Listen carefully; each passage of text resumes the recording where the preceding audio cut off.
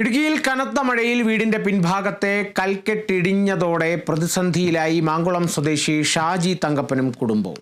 മഴയിൽ വീടിന്റെ വർക്കേരിയ അടക്കം താഴേക്ക് പതിഞ്ഞു.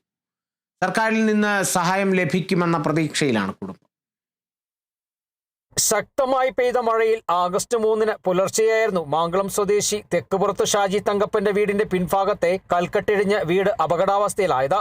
വീടിന്റെ പിറകുഭാഗം ചെരിവുള്ള പ്രദേശമാണ്. ഇവിടെ കൽക്കെട്ട് തീർത്തായിരുന്നു വീട് നിർമ്മിച്ചിരുന്നത്. ഈ കൽക്കെട്ടാണ് ഇടിഞ്ഞു താഴേക്ക് പോയത്. കെട്ടിനൊപ്പം വീടിന്റെ ഭാഗമായി ഉണ്ടായിരുന്ന വർക്കേരിയയും ശുചിമുറിയുടെ സെപ്റ്റിക് ടാങ്കും താഴേക്ക് പതിച്ചു. ഇതോടെ വീട് അപകടാവസ്ഥയിലായി. കൽക്കെട്ട് ഇടിഞ്ഞുപോയതോടെ വീടിന് ബലക്ഷയം സംഭവിച്ചിട്ടുണ്ട്. വീടിനുള്ളിൽ പലയിടത്തും മുറ്റത്തുമായി വലിയ വിള്ളൽ സംഭവിച്ചിട്ടുണ്ട്.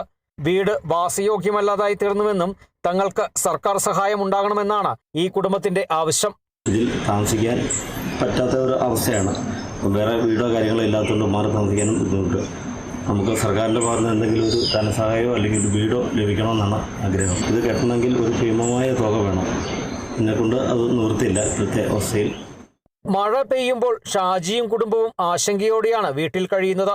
ഇടിഞ്ഞുപോയ ഭാഗം വലിയ പടുത വിരിച്ച് മഴവെള്ളമിറങ്ങാതെ താൽക്കാലിക സുരക്ഷയൊരുക്കിയിട്ടുണ്ട്. മുറ്റത്ത് രൂപം കൊണ്ടിട്ടുള്ള വിള്ളലിലൂടെ കൂടുതലായി വെള്ളമിറങ്ങിയാൽ ഈ ഭാഗം ഇനിയും ഇടിയാനുള്ള സാധ്യത നിലനിൽക്കുന്നു.